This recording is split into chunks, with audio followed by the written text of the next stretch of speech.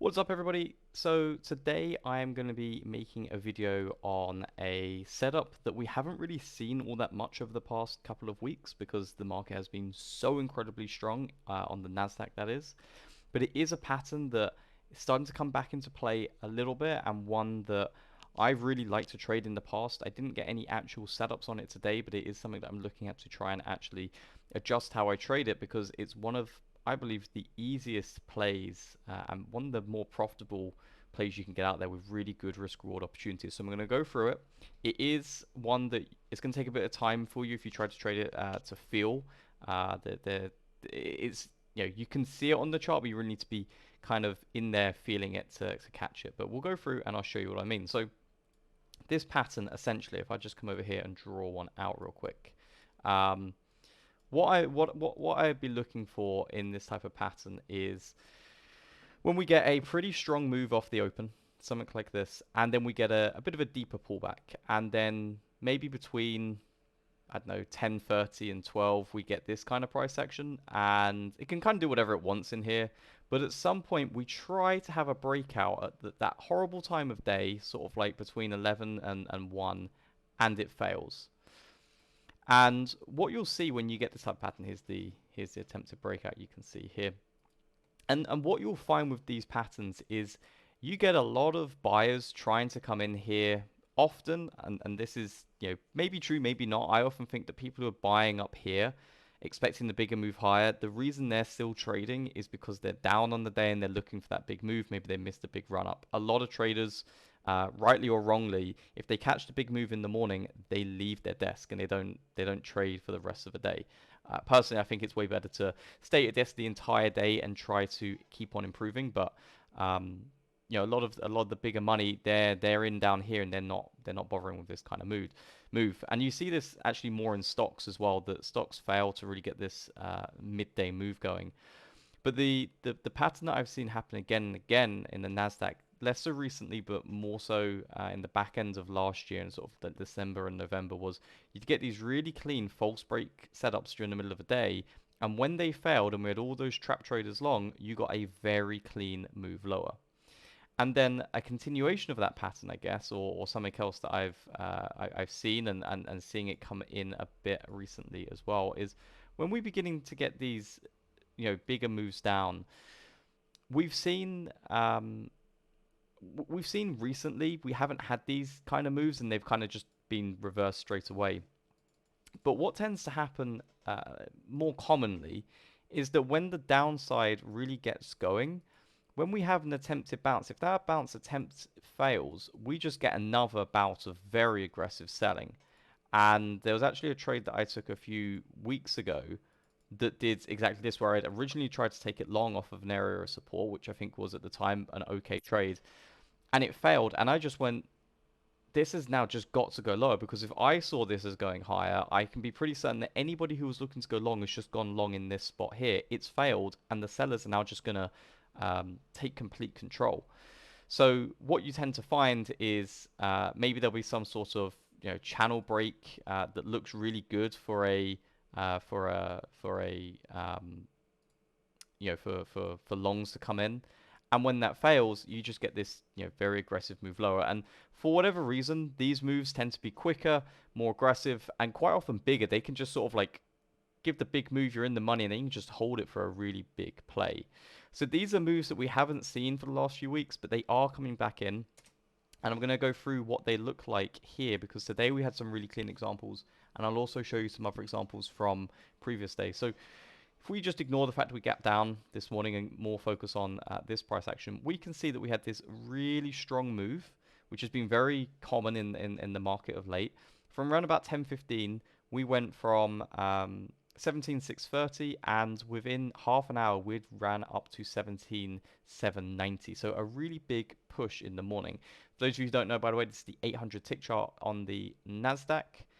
This is the normal NQ, not MNQ, and I use the 50 EMA. Now, once we've had that big move, for me, with the way I trade, I'm waiting for some of these levels to kind of actually be retested, and we can see we tried to hold a long here or tried to hold support here, and we get into this relatively tight range in here and began not really doing huge amount. But what we can see here is that after we held this support area, we had an attempted push higher. And the reason I could feel this actually so strongly is I was in a long position. I got in long here and took a very small loss on it. But during this here, there was so much. Like, you kind of look at this and you go, we've just broken this sort of downtrend here. You're expecting this to move, and with the current market, we're expecting it to retest the high of day.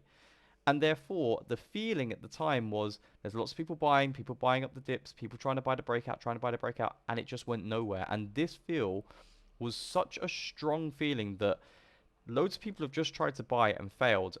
And that means that if it sells off, all their stops are going to go off. Nobody's going to want to buy again, and we're likely to get a cascade of selling.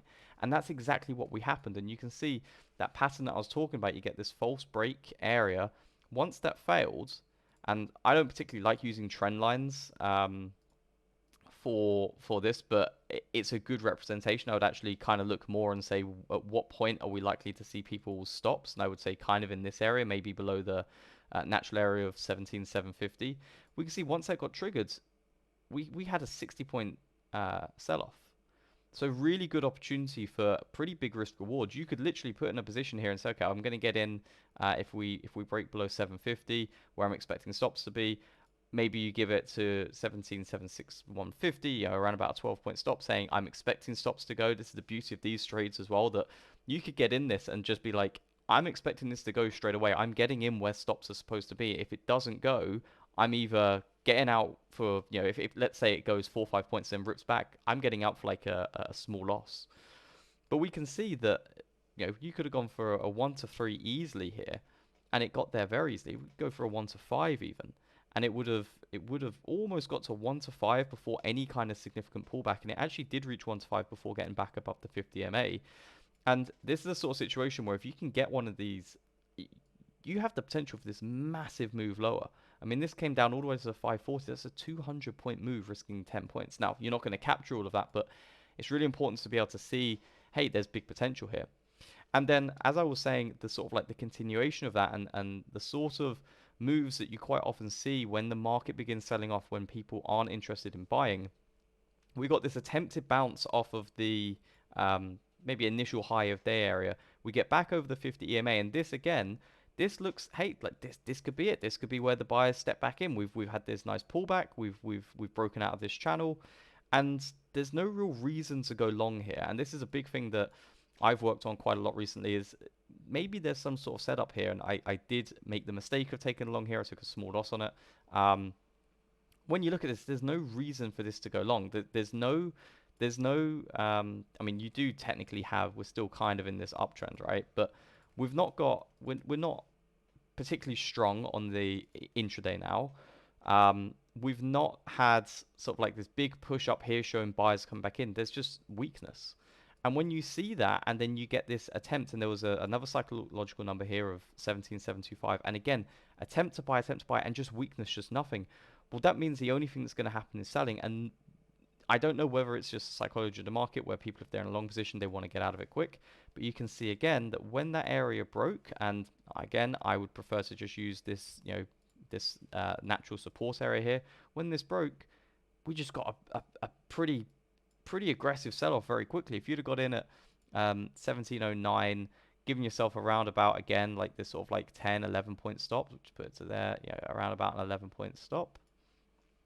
Again, you could have very easily caught, was this 1 to 4? Yeah, you could have caught a 1 to 4 easily on this, and it went in your favor, and then we had one pullback, retest that area, and sold off.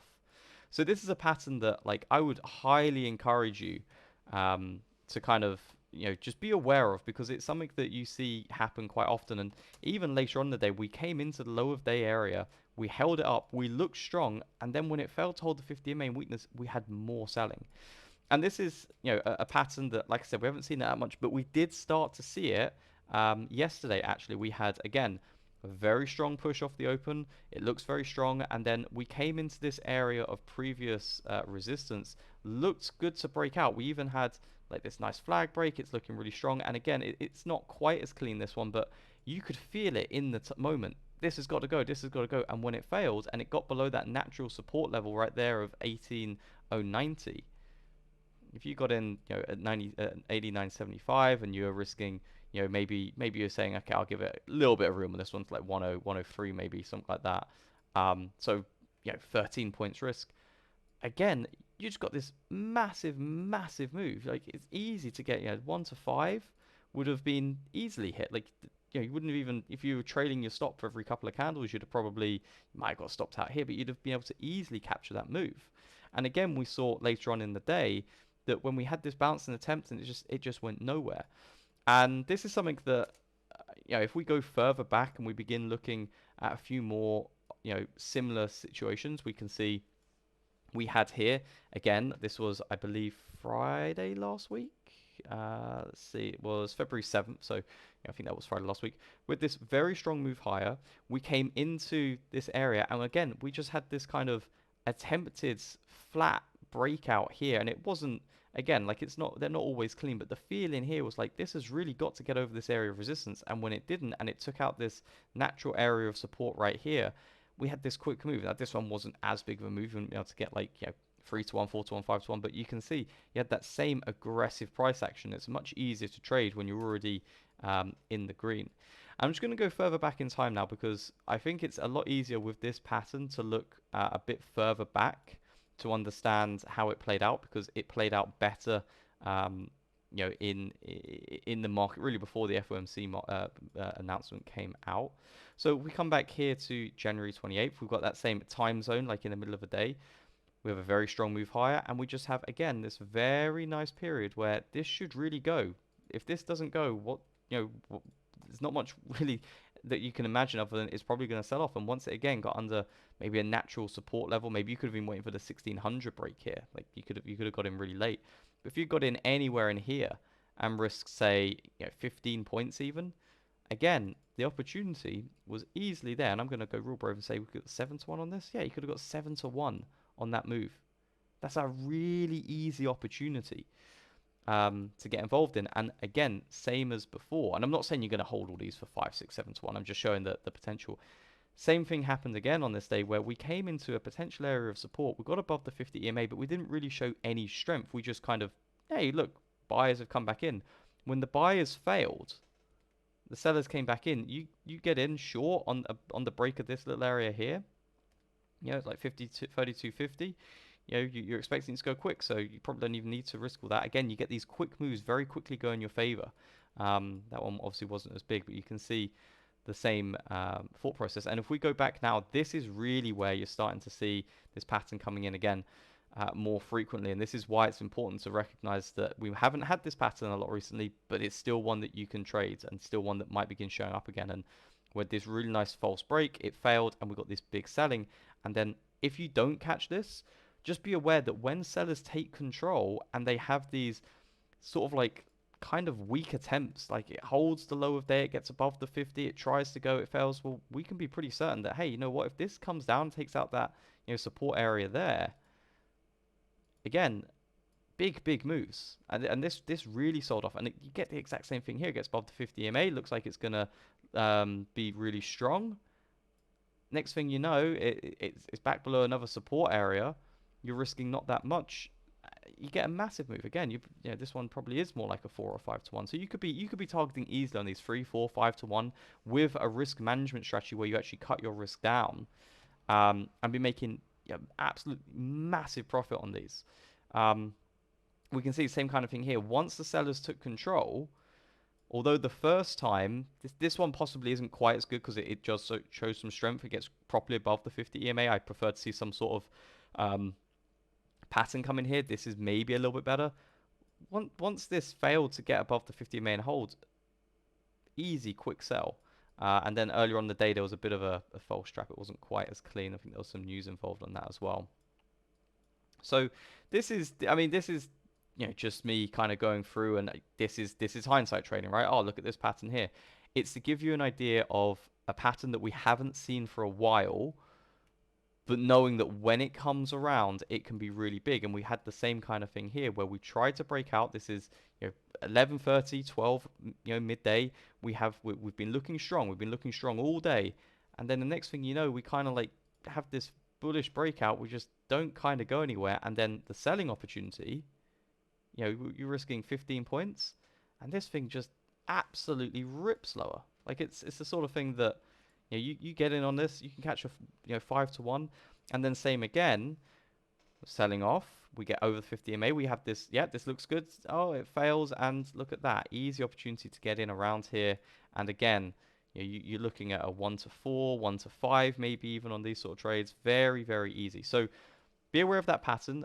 I'll quickly show you how I would suggest to trade this, just because I think that there is a safe way of doing this, and this is how I would look at it. So what I would be looking for is obviously once we've got this trap, so we look like we're going to be good. We get over this level and we just fail to really move any higher. Now we've got our trap. Okay, we don't know if this is going to be a trap or not, but there's a good chance. What I would do is I would take one contract, whatever you're trading, minis, micros, or a smaller position size, and I would say I'm going to get in where I think the sellers or the longs are going to have their stop, and I'm going to have a slightly wider stop, just in case, like, because sometimes you can get in and it misses it. That you get in and it was just a little bit early. Sometimes it whipsaws around for a few minutes, maybe it dumps and then it rips a tiny little bit. We get buyers come in, so I'm going to give it like a 12-13 point stop. Just I'm not going to be too tight with that first position until it starts working. Once it starts working, once we get this big red candle in, excuse me, once we get this big red candle in, I would be moving my stop probably to above the 50 EMA. So I'm cutting my stop down by half.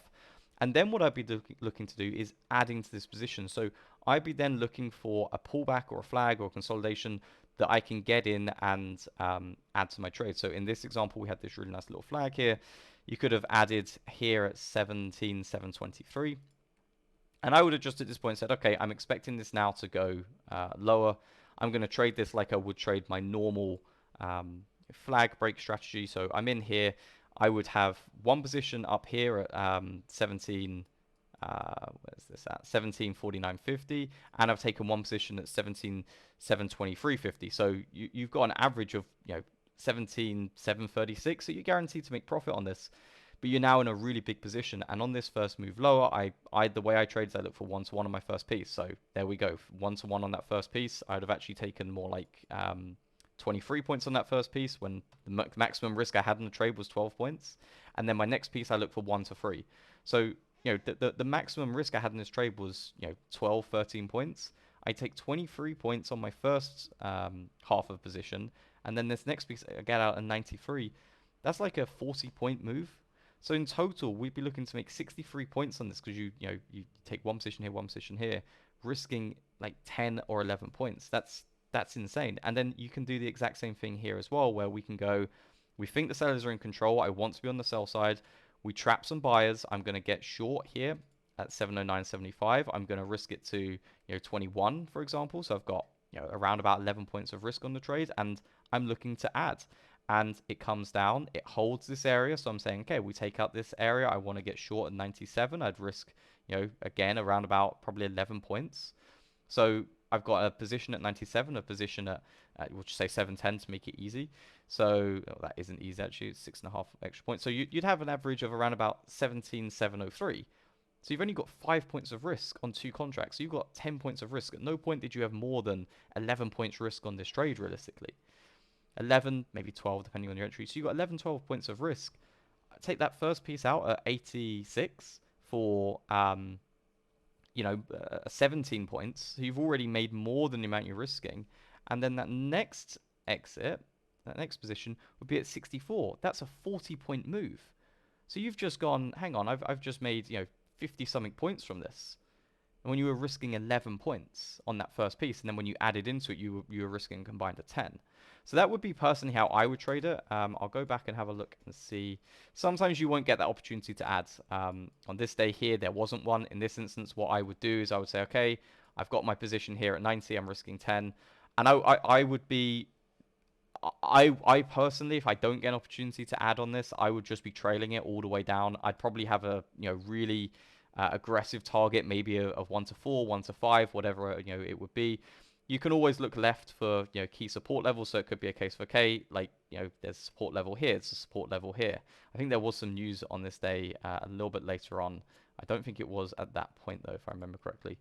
So on this example, I'd be in at, say, at the 90 area. I'd be giving it, maybe 12 points of risk, and I would just be going to saying, hopefully we get an opportunity to add, but if not, I'm going to target maybe 1 to 3, 1 to 4, and then I'd have a final target down here, or maybe I would go for the low of day. Who knows? There's many different ways you could target that. It's kind of however you want. If you were to say, okay, I'm going to target the low of day, and I'm just going to hold, and then every time we have a pullback that then makes a new low, I'm going to move the stop to here. So once we have this move here, we come into that area of support, we churn for a little bit, and then we sell off. Okay, I'm putting my stop now at 64, so I'm locking in a guaranteed 25 points on the trade.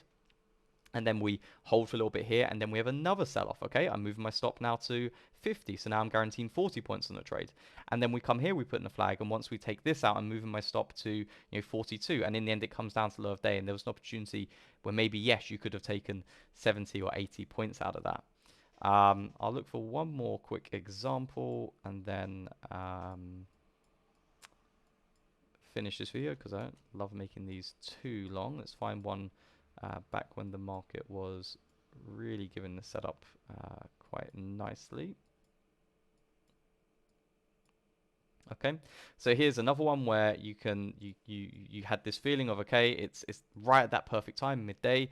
We've got this attempted false breakout. We can feel the longs in there. Okay, where am I looking to get short? I'm going, okay, let's take it on the the 16 or the 17,610 break, for example. Okay, we're giving ourselves 13.5 points. I'm getting in at 609, and I'm waiting for that opportunity to add, and we come back and we begin to consolidate. I'm not sure if I would necessarily take this myself, but we'll use it as an example. So I'm then adding into my position here at 92.50, and I'm expecting this to work now, right? I'm expecting it to work. I'm not really too excited about this getting back over 600. So maybe we risk to 603.50, so around about 11 points of risk. So we have a position at 92.50 and a position at 609. So just do the math real quick. That is 16.5 point difference, so 8.25. So we've got an average of about 17,601. So we've got 2 points of risk on that trade now, and 2 contracts. We take the first piece out here, and we lock in around about 20 points at 81.50. And then we take out our next piece down here at about 60 for about 42 points. So we end up taking, again, 62 points. The maximum risk on this was 12 points. That would personally be how I would trade this. And then, in terms of this opportunity here, you could you'd probably take a short here at 32.50, giving it, again, around about that 12-point stop. Probably get an add, on this one. So I'm saying, okay, I'm adding in on the break of this. And I'm risking to here. And in this instance, it looks like you'd get stopped out. But you know what? I'd have one position at 32.25, one position at 11.75.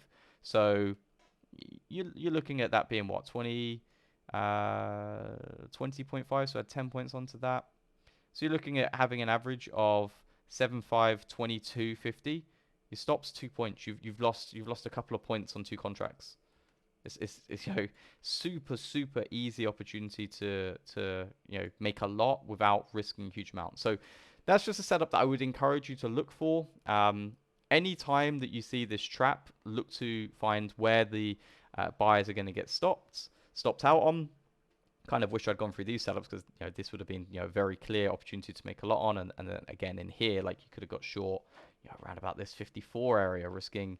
Even you're risking a little bit more, and then it doesn't look like there's an opportunity to add, but you would just potentially look to move the stop, so you take a little bit of profit there, and then on this one here you get the same thing, except this one you get a much bigger opportunity. It starts going down, and scale this one down until you find a support level. Maybe you look at the previous day's low. That's a 50-point move. I'd be more than happy to take 50 points when I'm risking a maximum of 13 points, and realistically, or maximum of 15 points, and realistically an average loss of 10 points. That's a 1 to 5. I'd be more than happy with that. So that's a setup that I would, like I said, encourage you to go and have a look at now and go, hey, this is something that I can see myself.